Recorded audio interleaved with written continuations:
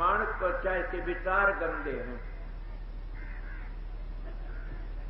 मैं अब भी कह देता हूं कि मेरे सत्संगी भाई कितने साधु हो, चाहे सत्संगी हो, चाहे ब्राह्मण हो, चाहे महात्मा हो, कोई भी हो, अगर वो लोभी है तो वो किसते एक जल्लाद से, एक जालिम से, एक कसाई तक कम नहीं है। यही महात्मा की बात आ रही थी, कबीर साहब की वाणी थी।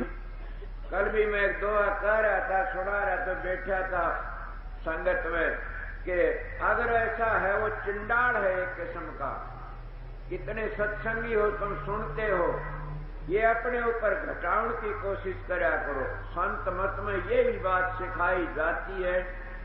अगर वो लोभी है, लालची है, कामी है, क्रोधी है, तो एक चिंडाड़ में उसमें क्या फर्क है? वो तो बराबर से दोनों के दोनों। वो चिंडाड़ भी अपने स्वार्थ के लिए कितना बुरा कर सकता है। मड़वो सत्संगी बनकी, महात्मा बनकी, साधु बनकी, ब्राह्मण बनकी न या और कोई राता बनके अन्याय कर सकता है, जो चिंडाड़ का कम नहीं है न वो। और जिसके जल में दया है वो तो परमात्मा का रूप है, अवतार है। मैं छोटी उम्र की बात सुनी, दया बिना सिद्ध कसाई, कि जिसके जल में दया नहीं तो सिद्ध कसाई है। जिसके जल में दया है उसने परमात्मा भक्ति कर रखी है, वह दया इसको पार तार देगी। आप लोगों ने ये ख्याल किया होगा कि महाराज क्या कह रहे हैं कि जाति ना कोई जाति नहीं, जाति हुंदी तो तुम्हारे शास्त्र तो धड़ाधड़ बोलते रहते हैं। थोड़ी बार हुई, अब ये शब्द गा रहा था, कबीर साहब की वाणी थी। जब कबीर साहब को ऊपर अन्याय तुला, उसमें विरोधी लोग अब भी हैं, कोई ऐसी बात नहीं। जो संतों के साथ में कदे तक विरोधी रंधे आए। कबीर साहब से कितने अन्याय करे, रविदास से कितने अन्याय करे, किस किस की बातें बताऊं। तुम जिस संत का नाम ले उसी के पलटू साहब जिंदे फूक दिए। अन्याय तो कदे तो हुंदे है, अगर मेरा भी मैं बताऊं तो तुम सारे आंसू गिरने लग जाओगे। बड़े भारी को मालिक की मौज होती है। मैं तो एक दोहा याद था कि कबीर साहब का ताऊंगा तपाऊंगा नुक्ते तारू खाल, मेरा भगत डेगे नहीं फिर पल में कर दूं निहाल। ये दोहा ने याद करया करता, जब कोई आफत आमदे तो ये दोहा याद करया करता था। अगर और कोई बात होंदी तो कंधा अपने विचारों ने अपने खुद ने कहा, टिक्या रो मत हो डामा डोल, डेगे की कोडी नहीं टिके के लाखों मोल। इंसान तू टिक्या रहो जिस जगह पर तेरी कीमत का फिर था को नहीं। सुना नहीं, छोड़ पड़ा पत्थर भारी होता है, और एक बार उठ जा सब उठा लेते हैं। ये बातें लंबी हो जाएगी अगर अपनी सारी हकीकत बताऊं तो। मगर कबीर साहब के बारे में भाई शब्द गा रहा था, उनके से कितनी भारी बेइज्जती करनी चाहिए, मगर बेइज्जती किसकी हुई ये कभी ख्याल करें? जब उनके यज्ञ का टेम आया, उन लोगों ने, द्वेषी विरोधी लोगों ने, और उनके खिलाफत में क्या कराया कि कबीर साहब के पास में कुछ नहीं है, और कबीर साहब नंगा बैठा है, तानी बन के गुजारा करता, उसमें क्या है ये नहीं पता। कबीर साहब कुल मालिक सब कुछ है। उन लोगों ने चिट्ठी पाड़ दी के कबीर साहब के पास में दूध और तीज ने जीवन के लिए आ जाइयो, बड़ी भारी यज्ञ रखी है। कबीर साहब ने पता भी नहीं। अगर मेरे पास में होते होने वाले भाइयों ने पता, एक दिन की बातें मैं बताऊं आप लोगों को कि मैं क्या कहूं। उस बात ने होगा मेरे आश्रम में, छोटा से आश्रम, जो धर्मशाला का नाम तो बोलते हैं, उस आश्रम में भाई रतिराम मरी गए थे, सत्संग हो लिया था, और मारे बुआ थी वहां मेरे पास में आई हुई थी, और बड़ी अच्छी महात्मा थी। तो मेरे गांव में 50-60 मानस आगे राजस्थानी, मालिक टेक रखता, पता नहीं किस तरह के रखे। पूरे बैठे तो बोले हमने कोई ऐसा मानस हमने रोटी दे दे। सत का हो कि मानी में सच्ची बात कहता हूं, हमारे सवेरे रोटी गाली, शाम का चून नहीं था ना आश्रम। मैं अपनी बातों लपोता नहीं ना, मैं बता देता हूं, सीधा मानस हूं। चून नहीं था, बड़ा दुखी थे। शाम को देखा जाएगा, मालिक देगा। वह बुआ ठहरी हुई थी। इतना एक पंडित ने, हमारा पड़ोसी था, बड़ा भागी मानस था, उसने कहने लगे यो आश्रम सवरे छोटा उरे चला जाओ, वो दिया करे से खान पानी डाल के तुमने दे देगा। वो मेरे पास में आए 2 मानस में, हाँ भाई क्या बात। बोला जी हमने किसी ने बताया से और आप इसी तरह कर दो। भूखे सा मैं देख करके बुआ का देखा, देख की मैं कहे मालिक मैं भी कदे ऐसा होगा, ये मेरी परीक्षा लेना आए, इसमें है क्या मामला। सत्संगियों मैं उन्होंने कहा भाई सोचू देखूं दहा। मैं तो को बैठ कर बुआ आई, बोली क्या बात है महाराज जी। माचित्रा बोला भीतर वह झाल रिचूल की भरी से, मट्टी की झाल जिसमें 6-7 घड़ी चून की भरी हुआ। नून मर तो था, मैंने पता नहीं वो उनकी भरोड़ी होगी, मारे सत्संगिया की मैंने देखी को नहीं।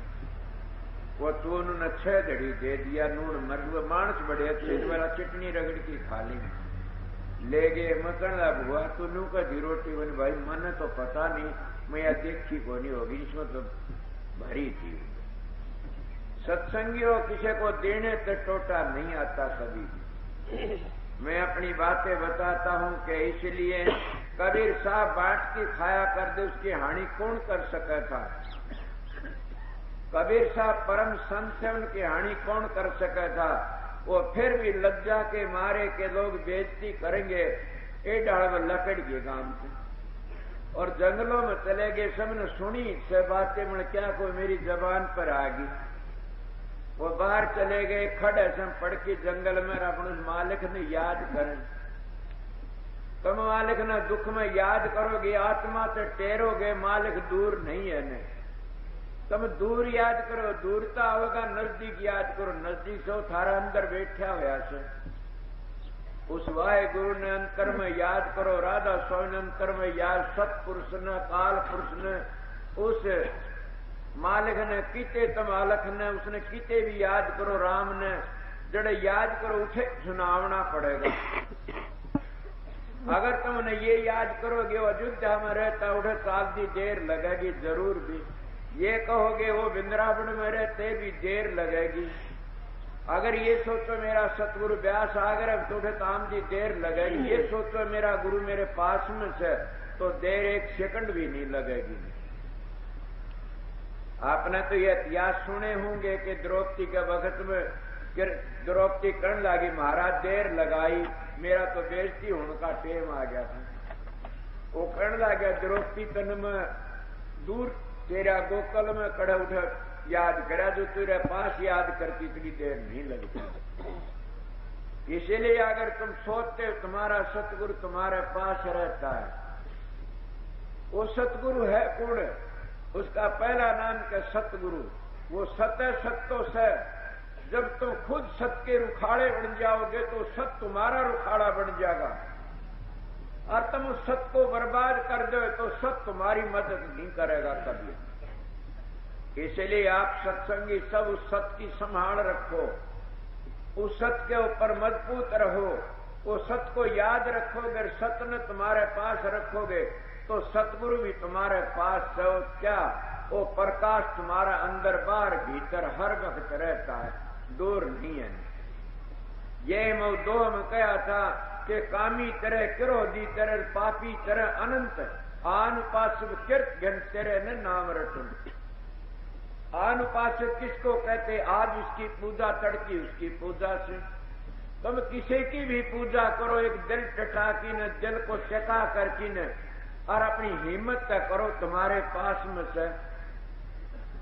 मैं मुक्ति के बारे में लंबी बातें से, मुक्ति के बारे में ये बातें नहीं है तो दूसरी बातें चल रही से भक्ति के ऊपर।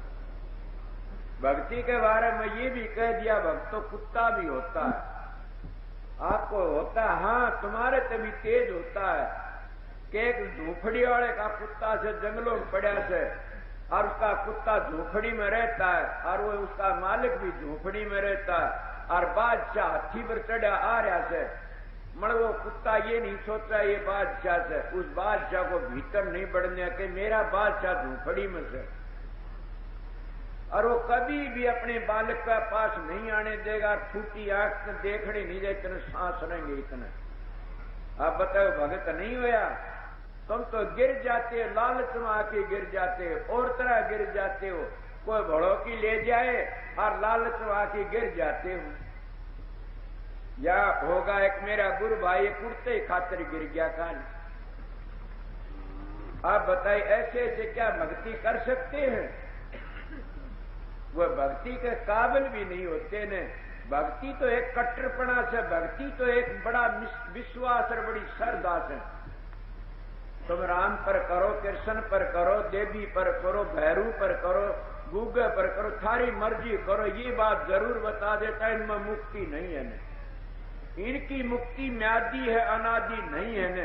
ये कदे कोई भाई ये कदे मैं सीधा मानस बता देता हूं आप लोग, तो इनकी खुद की मुक्ति नहीं अनादि, तो ये खुद म्यादी से सारी मुक्ति अनादि किस तरह करवा सकते हैं? ये बड़े अपना स्वर्ग भी दे सकते हैं, बैकुंठ भी दे सकते हैं, अपने लोक में ले जा सकते, सारा सुख दे सकते हैं, पर मुक्ति तो उसको मालिक से मिलेगी। वो सारी दुनिया का करता, वो राधा स्वामी दयाल, वो सत्पुरुष, वो अकाल पुरुष, जिसको हम सारी दुनिया का करता अलग कहते हैं।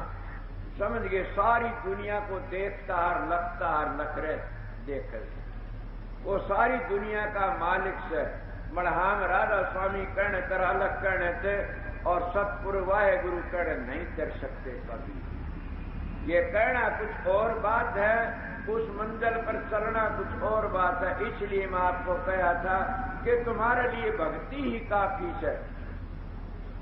तुम तो जिस जगह लगे वो ही चोखा से, वो तो एक ऐसा करड़ा काम है, करड़ा भी नहीं, न घर छोड़ना न बच्चे छोड़ने न और कुछ छोड़ना। जो कबीर साहब की बात है, कबीर साहब घर बैठे बनो फकीर, मन मार सुरत न डांटो। अब बात तो बड़ी करड़ी कही गई से, आसान तो नहीं है कहना, आसान से मन मार सुरत न डांटो। अब मन किसने मारा? कोई मार सकता? मन को मारना नहीं, बदलना से। और जब मन बदल गया तो सुरत आप ही डट जाएगी। सुरत किसको कहते हैं?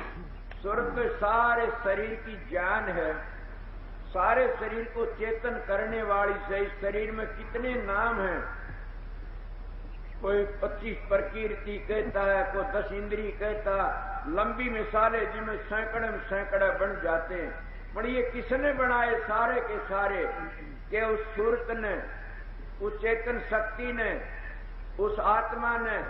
जब वह नीचे उतरी तो जब आत्मा ऊपर गई तो वह कुल मालिक की अंश थी, वह सुरत बन जाती है।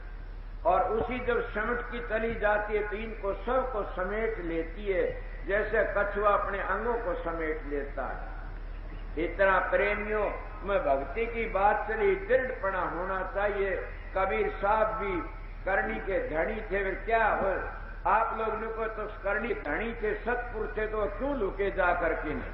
उन्हें पता नहीं था कि कबीर कुल मालिक बंजारा बनती आ जाएगा।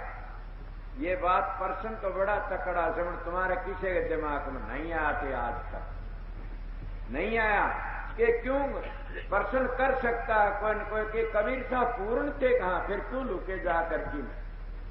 लुके नहीं थे वो जाकर, तो वो तो अपने मालिक से काम लेने के लिए गए थे। मैं जवाब देता हूं आप लोगों, वह लुके नहीं थे, तो वो अपने मालिक से काम लेने के लिए गए थे कि न्यू तो काम दे नहीं गाने, इस तरह काम दे देगा।